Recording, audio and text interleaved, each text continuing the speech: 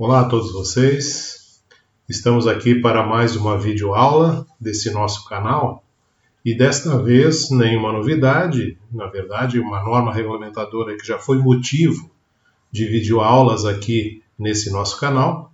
Houve uma atualização dessa norma em função de uma nova política de governo e na portaria 916 de 30 de julho de 2019 houveram algumas alterações significativas que a gente precisa, digamos assim, trazer a todos vocês para que se atualizem e para que a gente tenha algumas remodelações aí, né, no tocante a lidar com máquinas e equipamentos.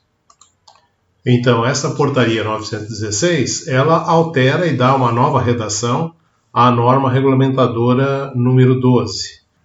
Vamos lá então o que foi modificado e aquilo que é mais significativo. É lógico que a gente não vai conseguir abarcar aqui em videoaulas, né, pela extensão inclusive da norma, todas as modificações, colocar detalhe por detalhe, não é esse o objetivo, mas sim aquilo que é mais significativo e que mudou efetivamente dentro da norma. Ou seja, mantemos a estrutura da norma como um todo, né, ela que realmente não houve uma modificação tão significativa assim, né, mas vamos também falar a respeito dos detalhes onde houve algumas mudanças, para chamar a atenção de vocês que lidam com as questões de saúde e segurança do trabalhador. Tá certo?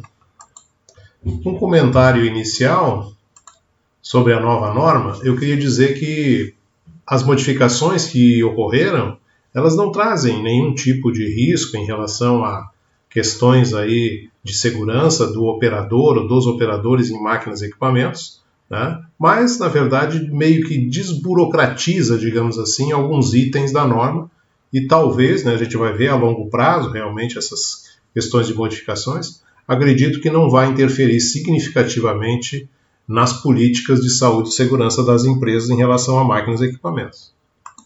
Bem, dando início então à nova NR12, define ela, então, os objetivos, né? A questão de referências técnicas, princípios fundamentais, medidas de proteção, tá? E o texto estabelece requisitos mínimos para a prevenção de acidentes e doenças do trabalho nas fases de projeto e utilização das máquinas e equipamentos. Bom, quando fala de referências técnicas, né? Isso quer dizer que há necessidade de que qualquer máquina produzida tenha que ter digamos assim, participação de um profissional legalmente habilitado para que realmente tenha fundamento essa máquina, que essa máquina tenha todos os cuidados com relação à tecnologia. Os princípios fundamentais do funcionamento da máquina, de que forma ela funciona, por que funciona, né? Quais são os princípios, né, mecânicos, técnicos, tá? E depois as medidas de proteção, ou seja, todas as máquinas, né, têm alguns tipos de peças, acessórios, né, que podem prejudicar, que podem daqui a pouco trazer acidentes de trabalhos graves. Então essas medidas de proteção, elas devem ser colocadas, né, como fundamento principal já no projeto da máquina e também, né, o próprio operador deve ter cuidado com essas partes, né? Então isso também, o treinamento, né, o esclarecimento dessas partes perigosas por parte da empresa em relação a essas máquinas deve ser uma preocupação também em relação ao operador, tá ok? Por isso que fala depois lá, né, na questão das fases de projeto e utilização, tá certo? No projeto, então, né, tem esse profissional legalmente habilitado, normalmente um engenheiro mecânico, um projetista dessa máquina, tem que ter todos esses cuidados e também o cuidado na utilização dessas máquinas e equipamentos. Bom, seguindo então, né, nós vamos ver que a nova NR12 trouxe aí no seu texto, tá, uma modificação que eu apresento em 12.1.1, né? Ou seja, as máquinas devem atender às normas técnicas oficiais e na ausência ou omissão dessas foi modificado para as normas europeias tipo C harmonizadas, né? E aí eu explico um pouco mais abaixo aí a questão dessas normas europeias tipo C, que foi trazida como novidade aí nessa parte inicial do texto da NR12. Né? São normas da Comunidade Europeia, né? E, claro, essas tipo C são normas específicas de cada máquina, ou seja, se eu tenho lá uma guilhotina, né, a norma europeia tipo C, ela vai falar, digamos assim, dos cuidados de segurança nessa máquina, nesse tipo de máquina. né? Nós temos a A, B e C. A A, na verdade, é um tipo de norma europeia genérica de todas as máquinas, ou seja, nessas normas tipo A são aqueles cuidados que devem ter qualquer máquina sendo operada, né? A B, às vezes, são máquinas, digamos, de algum tipo, de algum nível, né? Por exemplo, todas as guilhotinas, todas as prensas de tipo tal, né? Então essa é a B. E a C é aquela específica para cada máquina, né? Então é isso que a gente tem nas harmonizadas. Elas estabelecem especificações técnicas específicas, tá? Consideradas adequadas ou suficientes para garantir a conformidade com os requisitos técnicos estabelecidos na legislação europeia. Tá? Então foi isso que, digamos assim, houve uma mudança aí já nesse texto da nova NR12. Tá, ok? Com relação às máquinas importadas, tá? Poderão ser aprovadas e validadas no Brasil, desde que tenham sido desenvolvidas de acordo com né, ou possuam, digamos assim, apreciação de risco, laudo ou manual de segurança. Então isso, antigamente, era diferente, tá? Porque não se aceitava que, por parte do Ministério do Trabalho, por parte da legislação, na verdade, da própria NR12, não se aceitavam, por exemplo, coisas externas e tinha que se adaptar à realidade da NR12 brasileira, né? Da norma regulamentadora número 12. Então, isso é diferente. Agora, por exemplo, né, se a máquina vier lá de fora já com algum laudo, com algum manual de segurança e apreciação de riscos, né, eu vou, digamos assim, essa máquina vai ser validada aqui, essa máquina vai ser autorizada a funcionar nas empresas por aqui. Tá? Lembrando sempre que nós temos normas relativas a isso internacionais, por exemplo, como apresenta aí a própria NR12 agora, né? A NBR ISO 13849 parte 1, né? Que fala de projetos, e a NBR ISO 13849 parte 2, que fala da validação desses projetos. Tá? E aquela antiga NBR 14153, que a gente levava em consideração para a segurança dessas máquinas, passa agora a valer como essa NBR 13849, como a gente está falando aí. Tá ok? Aí é bom, né, dar uma olhada lá no texto, ver onde é que está essa norma, para a questão de repente, você ter máquinas aí na sua empresa, levar em consideração, no caso de projetos, 13849, no caso de validação dessas máquinas, né, 13849, parte 2. Muito bem, seguindo ainda dentro da NR12, né, o texto ainda anterior, né, também se aplica esses cuidados da NR12 à fabricação, importação, comercialização, né, ou seja, se eu fabrico, se eu importo, se eu comercializo, exposição também, tá, que é a questão de feiras, por exemplo, eu posso estar expondo a máquina, mas ela tem que estar adequada à NR12. Cessão é ceder essa máquina. Eu também sou responsável, quando eu tenho uma máquina, ela tem que estar adaptada à NR12 e eu não posso ceder essa máquina para outra empresa, para outro amigo, para outro, né, parceiro, e daqui a pouco essa máquina, digamos assim, vir a causar algum acidente no operador, eu também vou ter que assumir essa responsabilidade. Tá? E o uso em todas as atividades econômicas. Tá ok? Então, quando eu falo de projeto e utilização, né, eu falo de projeto quando eu construo a máquina. E utilização, o que é essa fase? Né? São algumas etapas que a gente pode entender como, por exemplo, né, inicialmente lá dentro da empresa, depois que eu construí a máquina, eu tenho transporte, lá para a empresa que adquiriu essa máquina, a montagem lá na empresa que adquiriu, a instalação e o ajuste. Então, essas 4 etapas, tá, são de responsabilidade praticamente do fabricante de máquinas. Tá? Então, tudo isso, nessas etapas, eu vou ter que ter, né, a consideração em relação à NR12. Quando eu transporto, quando eu monto, quando eu instalo e quando eu ajusto. Tá certo? E depois, as etapas dentro da empresa, que é a operação, por exemplo, né? Então, o operador tem que ter conhecimento da NR12, né? Limpeza, manutenção, inspeção, desativação, vamos colocar até inspeção aí, né? Isso lá dentro da empresa. Então, eu tenho operação, limpeza, manutenção e inspeção. Todas as pessoas que participam dessas etapas, elas têm que ter o conhecimento da NR12, justamente pelos perigos das máquinas e equipamentos. Bom, então, usada a máquina e de repente, né, chegou um tempo aí em que a máquina não me serve mais, eu vou partir para desativação e desmonte dessa máquina.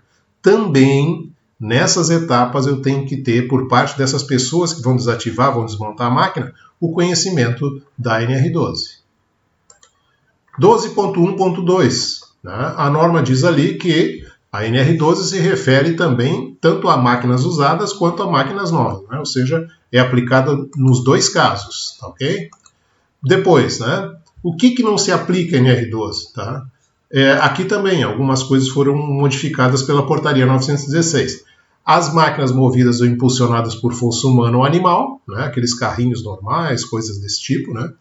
Expostas em museus, feiras e eventos para fim histórico ou consideradas antiguidades, também não é o caso, né, de se aplicar NR12, classificadas como eletrodomésticos, né, de uso doméstico, de uso particular, isso também não é considerado NR12, tá certo? E depois foi acrescentado ainda equipamentos estáticos, né, que são aqueles equipamentos, por exemplo, algum tipo de vaso de pressão, caldeira, né? Ferramentas portáteis e transportáveis, também não é o caso, tá? Isso estava antes dentro da NR12 e agora não está mais.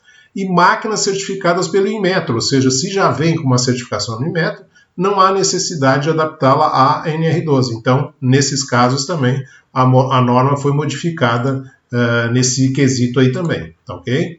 Depois, máquinas aguardando, né?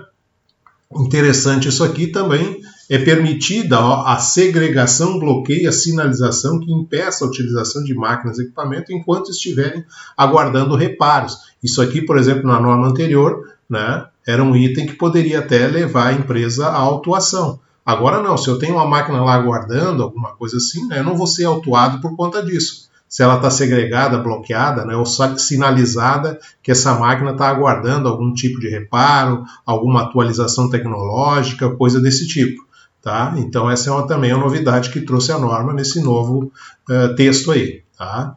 Aqui também, na próxima lâmina aí, eu estou falando a respeito de medidas de proteção que o empregador deve adotar, né, capaz de garantir a saúde e integridade física dos trabalhadores. E aí foi retirada essa parte aí, né? E medidas apropriadas sempre que houver pessoas com deficiência, ou seja, não sei, né? E aí a gente de repente no futuro vai ter que discutir talvez isso, mas num primeiro momento, né, não há nenhuma referência na nova NR12 aí, foi retirada essa parte que trata das pessoas com deficiências que deveriam ter máquinas adaptadas para esse tipo de trabalho, né? Talvez tenhamos que discutir isso no futuro.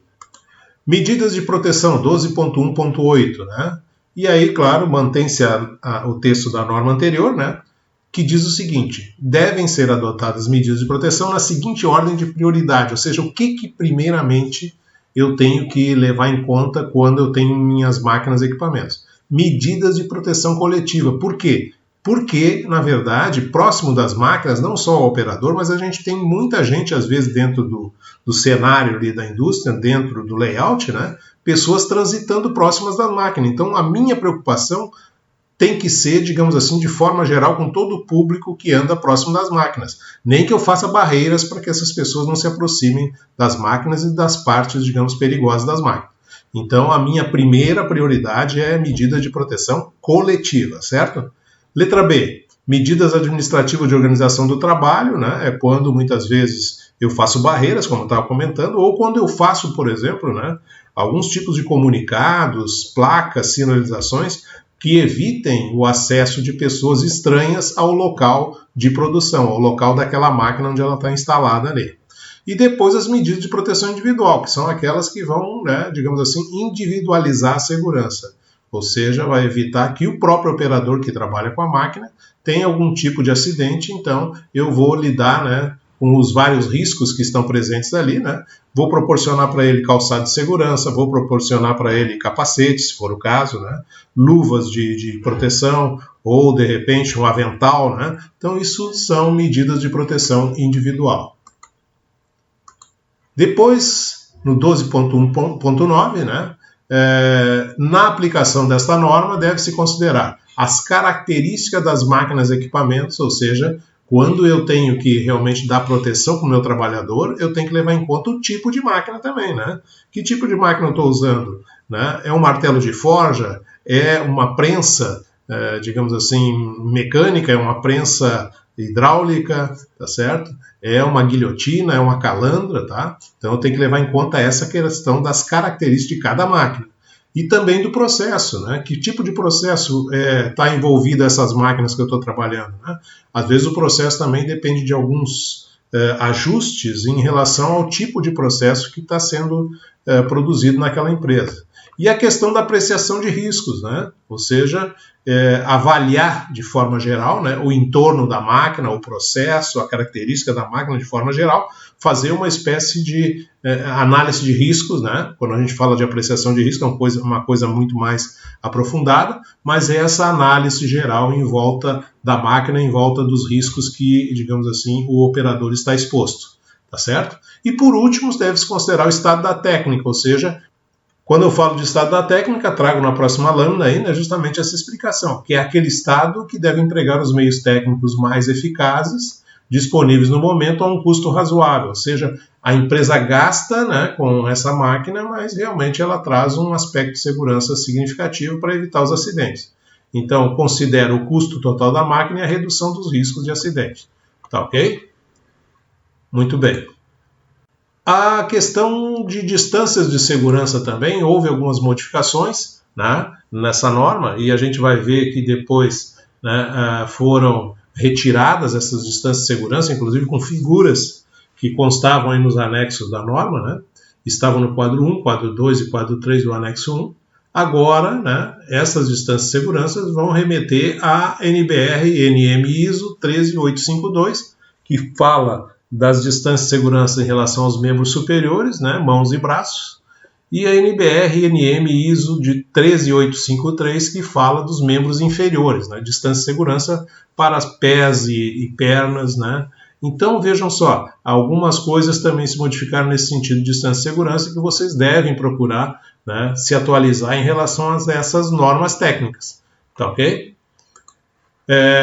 12.1.9.1, alternativas técnicas, né? Entende-se, e aí isso também aí veio um item novo, né, que eu trouxe para cá também para mostrar para vocês, entende-se por alternativas técnicas existentes as previstas na CNR e seus anexos, bem como das normas técnicas oficiais ou aplicáveis internacionais e na ausência as europeias tipo C harmonizadas, que nós já comentamos aqui o que são, né? Tá ok? E aí o 12.1.11 também fala de conformidade. As máquinas nacionais ou importadas fabricadas de acordo com a NBR ISO 13849, parte 1, que é projeto, né, e parte 2, que é a certificação, né, são consideradas em conformidade com requisitos de segurança previstos na SNR. É aquilo que a gente falou lá anteriormente e que agora vem se repetir nesse item 12.1.11. Fala também no 12.1.2 sobre sistemas robóticos, né? Os sistemas robóticos que obedeçam às prescrições das normas ABNT ISO 10218, 218.2 e a ISO 15066 e demais normas técnicas oficiais, ou na ausência dessa, né, estão em conformidade com os requisitos de segurança previstos na CNR, ou seja, se eu tenho um sistema robótico que se adequa a essas normas técnicas que estão aí, eu não preciso, digamos assim, fazer uma apreciação de risco e tudo mais, e adequá-la à nova NR12 ou à NR12, né? Não, se elas já estão dentro dessas prescrições, dessas normas técnicas, elas já são consideradas em conformidade com a NR12. Isso aqui também é um item que entrou aí novo em relação a NR12, tá? Bom, eu só para ainda referenciar o que é essa 10.218 e a 15.066, eu trouxe aí na outra lâmina, né, o que ela diz, o que fala essa ISO 10.018, né, 218.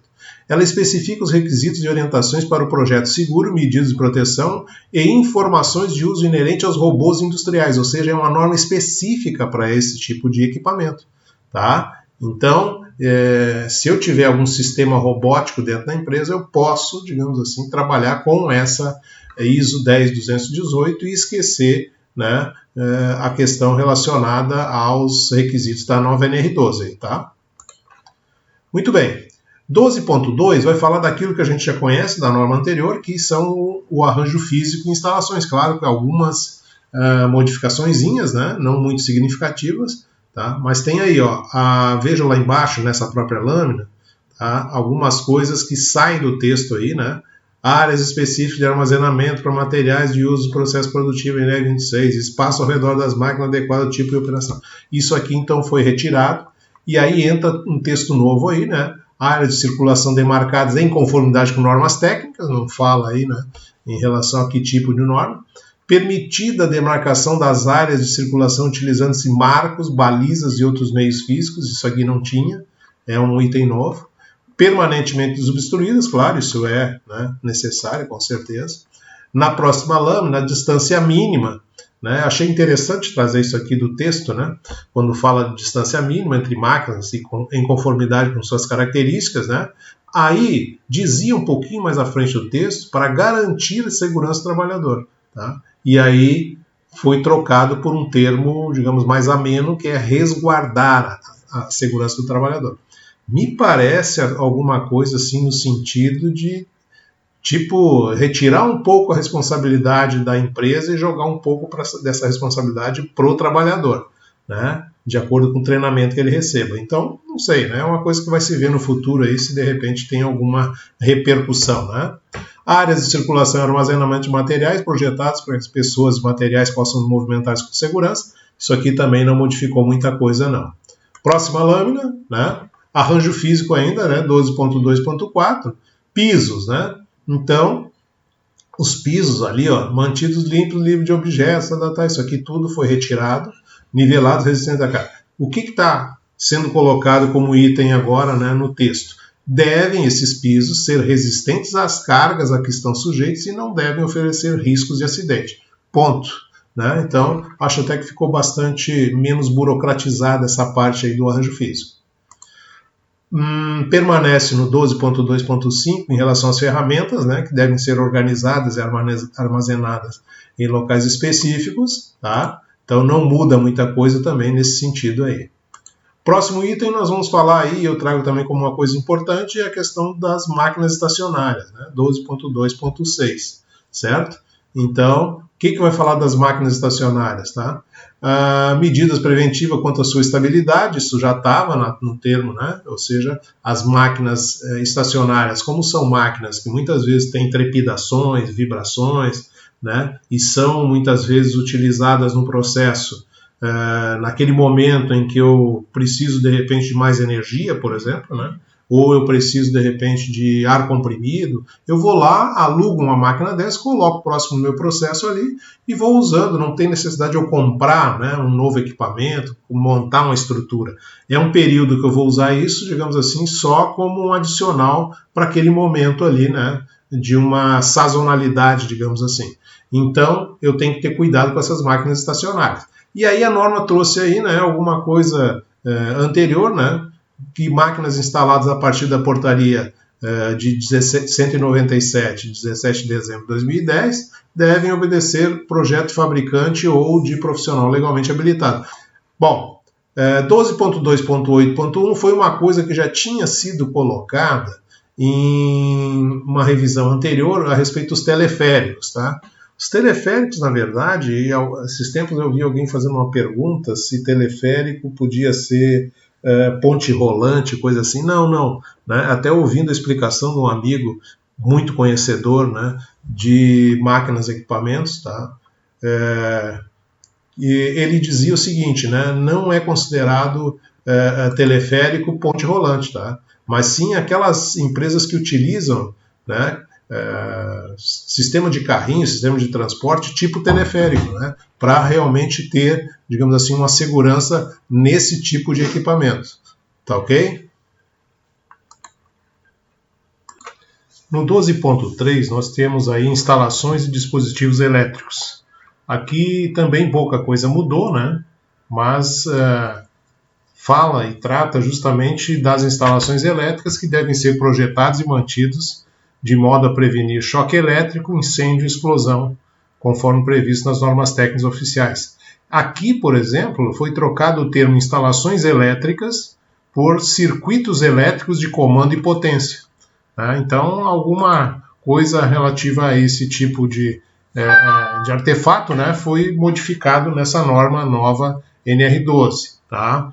E fala também de aterramento, né, e aí troca de que eram instalações, né, tira fora esse termo, então aterramentos de carcaças, invólucros, em blindagens, tá? Continua falando de blindagens, aterrar e isolar instalações elétricas que possam entrar em contato com água ou agentes corrosivos. Então tem algumas máquinas, por exemplo, que têm uso de água na refrigeração de algum sistema interno, assim como o uso de algum agente corrosivo, como tipo de ácido, coisa assim. O contato com isso também deve ter um cuidado em relação às instalações elétricas ou os circuitos elétricos de comando e potência, aí, como trata agora a nova norma NR12. Tá? Ainda sobre esse tema, né, segue aí na norma falando a respeito dos condutores de alimentação das máquinas e equipamentos, que são os cabos, os fios. Né? O que diz na norma, né, no item 12.3.4, agora nessa nova configuração? Que há que ter resistência mecânica compatível, ou seja, não se rompam facilmente, né? Proteção contra rompimento mecânico, abrasão, lubrificantes, combustíveis e calor, ou seja, que esses condutores resistam a tudo isso, e que também estejam localizados longe das partes móveis, né? Por quê? Quando você tem um condutor, um fio, né, próximo a uma parte móvel da máquina, ele pode, com esse movimento, ir rompendo e daqui a pouco cortando esse cabo e projetando daqui a pouco algum tipo de choque elétrico também no operador ou quem esteja próximo da máquina, né? Ou até na carcaça da máquina pode estar induzindo aí algum tipo de corrente elétrica. Também que esses condutores não dificultem o trânsito de pessoas e materiais. Muitas vezes o pessoal liga a máquina de forma improvisada e aquilo fica durante muito tempo, né, dificultando o trânsito ou coisa desse tipo. Então, esses cuidados também têm que ser tomados. Materiais que sejam fabricados de materiais que não propaguem fogo, tá? Então isso também é importante para prevenir alguns tipos de eventos aí de incêndio ou coisa desse tipo. Outro caso também, que está aí no 12.3.5, né, trata dos quadros ou painéis de comando e potência, né, que também modificou aí, digamos, o termo usado inicialmente nesse item, né, que eram quadros elétricos ou quadros de comando e agora passaram, né, a ter também quadros ou painéis de comando e potência. O que diz a respeito da porta de acesso, por exemplo? Né? Deve ser permanentemente fechada, e aí tem um item que entra aí na nova norma NR12 dizendo, exceto nas situações de manutenção, pesquisa de defeitos e outras intervenções, devendo ser observadas as condições previstas nas normas técnicas oficiais. Isso aqui, por exemplo, está prevenindo, por exemplo, de eu ter lá na empresa um quadro, um painel, né, de comando daqui a pouco aberto e ser autuado por isso. Então, há aqui, né, um item dizendo que há uma exceção quando tem manutenção, né, algum tipo de defeito ou intervenção, porque isso também estava acontecendo muitas vezes na visita do auditor fiscal, ok?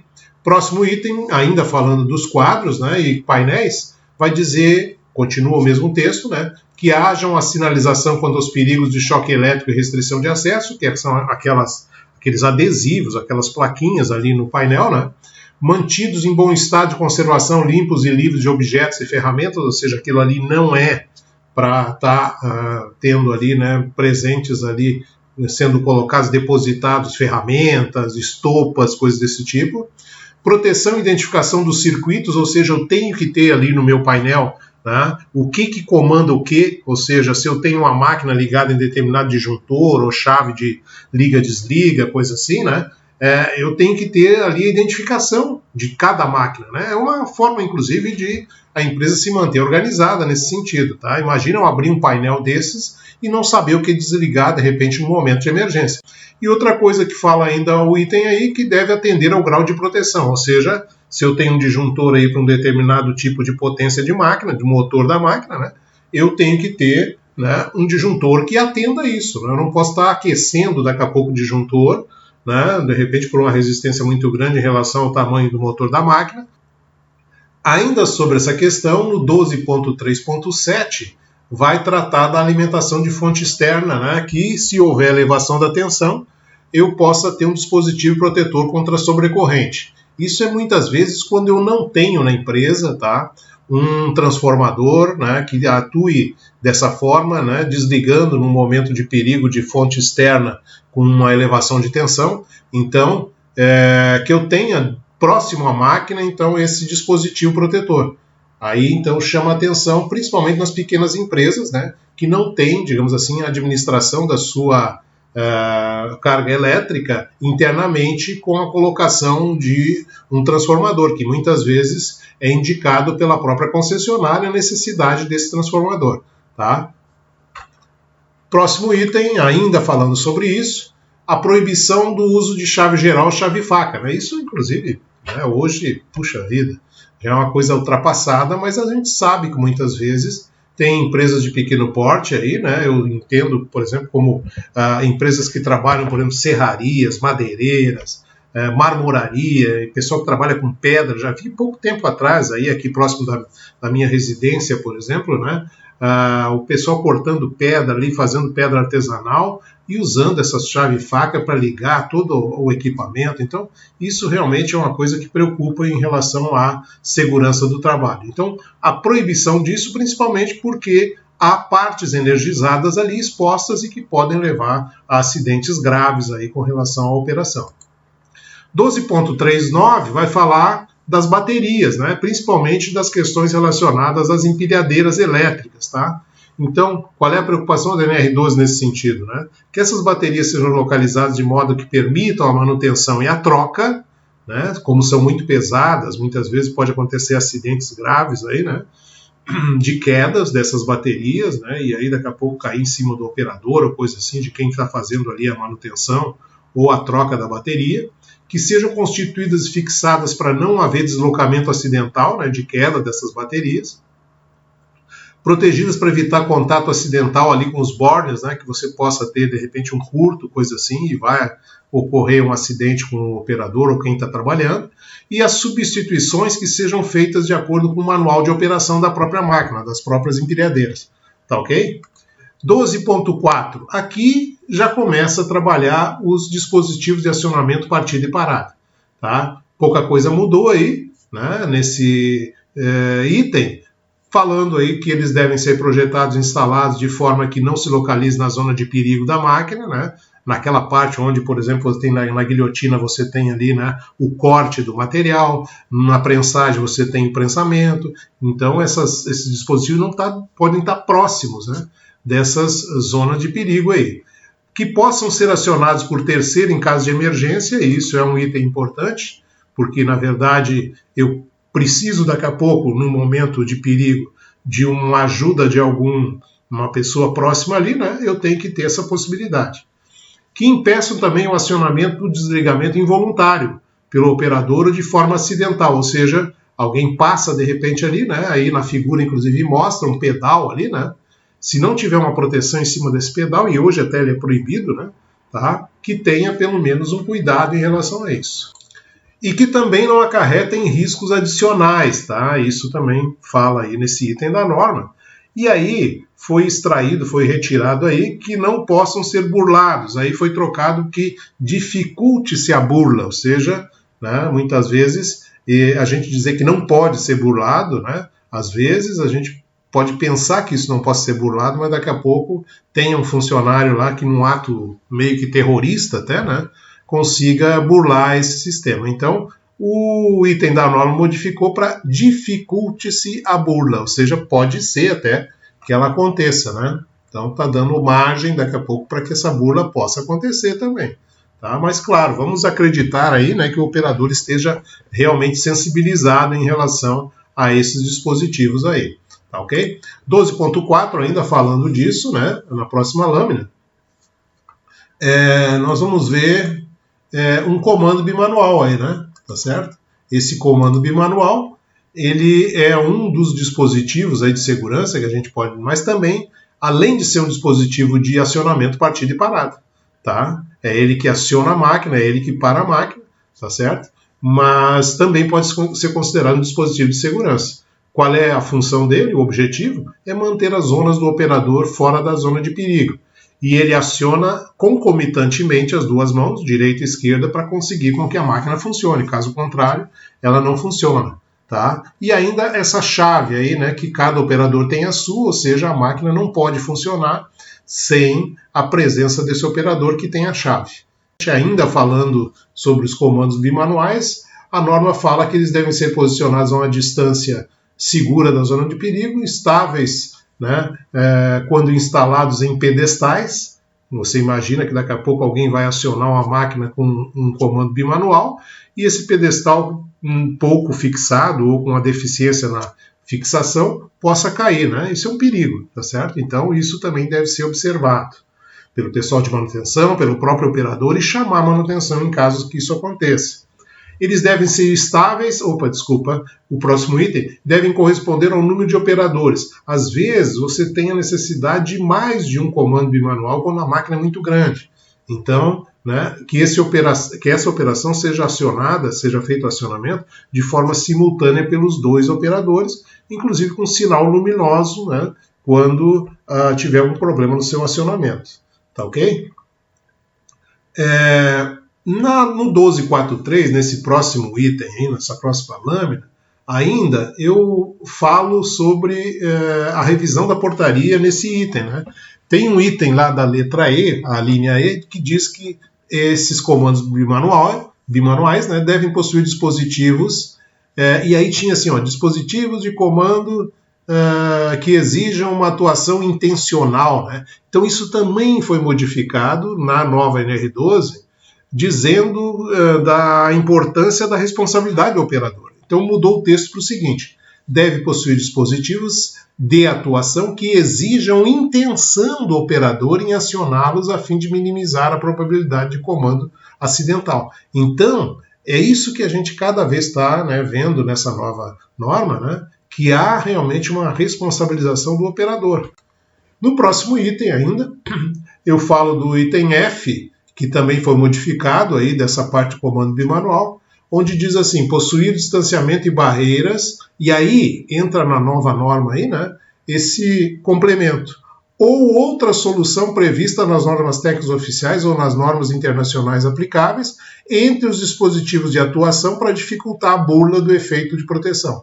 Tá? Então, tiram a parte do item anterior e joga de novo a responsabilidade para cima do operador, porque a gente parte do princípio que ele está treinado, que ele recebeu o treinamento e conhece essa máquina. Então, né, o cara não vai fazer, de repente, como eu falei anteriormente, um ato de terrorismo ou, de repente, ele mesmo se machucar, né, com a intenção, digamos, propositada. Né? Tá ok? 12.4.13 vai falar também de um outro item que modificou algumas coisas, né? Que além dos sistemas de parada de emergência e das proteções indicadas pela apreciação de riscos, tá? Poderá ser adotada outra medida de proteção contra choques elétricos conforme, né, normas técnicas oficiais vigentes. Então, a gente vê também que tem outras alternativas em relação a esses componentes, né, de acionamento, partida e parada para a proteção dos operadores. Ok? No 12.5, nós vamos começar a ver algumas coisas relacionadas aos sistemas de segurança. Tá?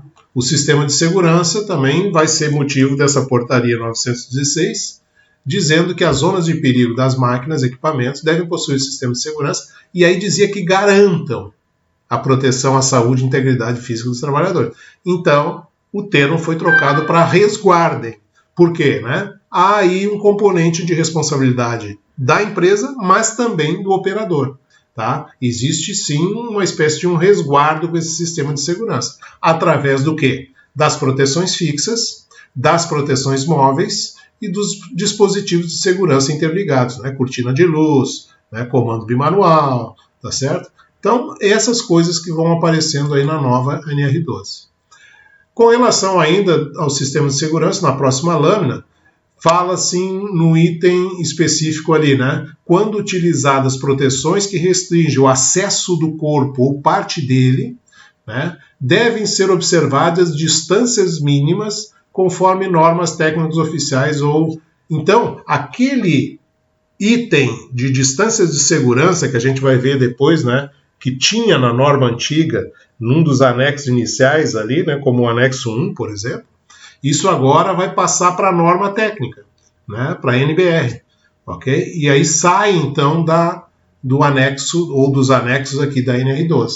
E quando se refere a isso no sistema de segurança, fala de observar as distâncias mínimas conforme normas técnicas oficiais, ou seja, a gente vai ter que procurar isso nas normas técnicas, né, da ABNT. 12.5 ainda sobre sistemas de segurança, devem ser eles selecionados e instalados de modo que tenham categoria de acordo com a análise preliminar de riscos. Tá? Então aqui também continua o mesmo formato da norma anterior. Que estejam sob a responsabilidade de um profissional legalmente habilitado, esse sistema de segurança. Tá? E aí vem de novo a questão da burla. Né?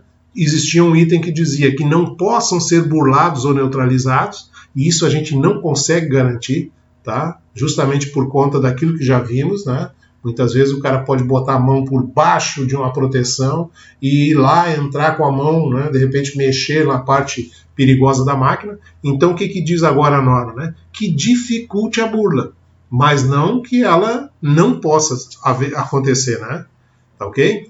Outra coisa ali no item que permanece é a paralisação dos movimentos perigosos no caso de falhas ou situações anormais, ou seja, quando eu, digamos assim, seleciono, quando eu atuo, né, nesse sistema de segurança, ele tem que paralisar os movimentos perigosos da máquina. Tá? Não pode continuar. Ainda sobre sistemas de segurança, né, aqui eu estou mostrando uma cortina de luz na próxima lâmina, né, dizer que no 12.521 a instalação do sistema de segurança deve ser realizada por profissional habilitado ou profissional qualificado ou capacitado quando autorizados pela empresa. Olha só, né? Então esse é um item que entra, né, digamos assim, referendando aí a necessidade de um profissional autorizado pela empresa. Tá? Aí, no 12.5.4, traz aí o conceito de proteção fixa, que permanece na norma. Né? Barreiras físicas que devem ser mantidas de maneira permanente por elementos de fixação que só possam ser removidos ou abertos com uso de ferramenta específica. Ou seja, é uma proteção que não pode ser removida por qualquer pessoa, a não ser por aquelas pessoas da manutenção que têm as ferramentas específicas. 12.5.4, na próxima, eu falo de proteção móvel aí, da NR12, que fala que são barreiras físicas que podem ser abertas, diferentemente das proteções fixas, tá?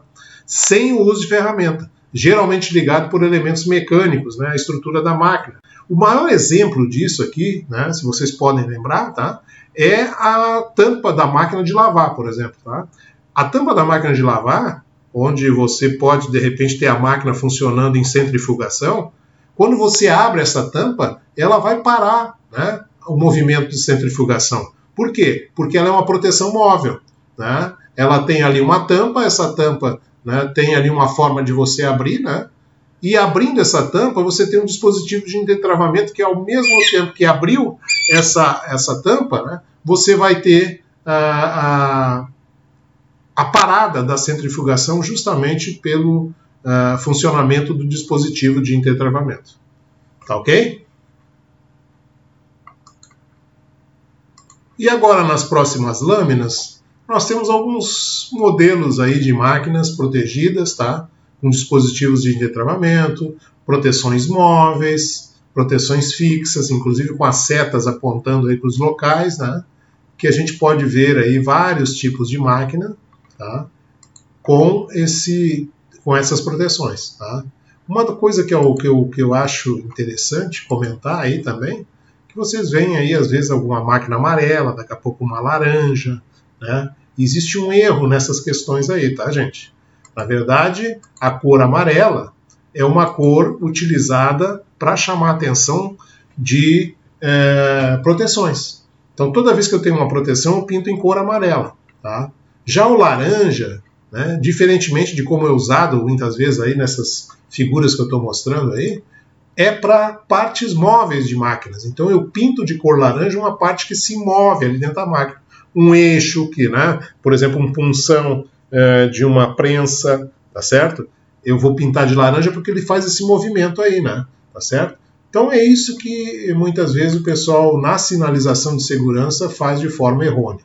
Temos alguns exemplos aí de máquinas pequenas, por exemplo, para açougues, supermercados, como máquina de amaciar carne, tá? Também temos aí algum tipo de dispositivo de gaveta também, utilizado para inserir as peças em prensas mecânicas de engate por chaveta, por exemplo, tá? Como essa figura que está aparecendo aí.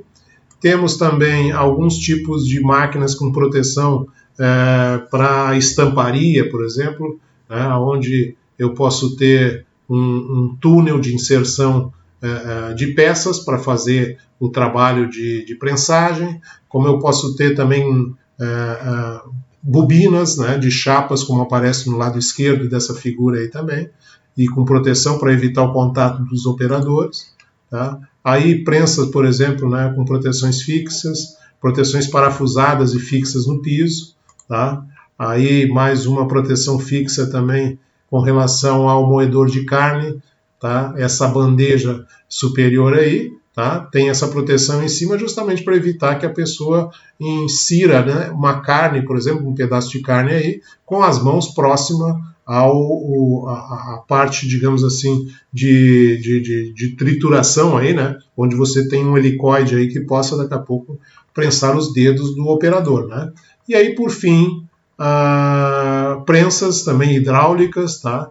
Com dispositivos de intertravamento na parte da frente, onde eu posso abrir essas portinholas aí, mas o dispositivo de intertravamento vai, digamos assim, bloquear, né, o funcionamento da prensa. E essas proteções muitas vezes são parafusadas, soldadas ou até encaixadas, né, na montagem da máquina.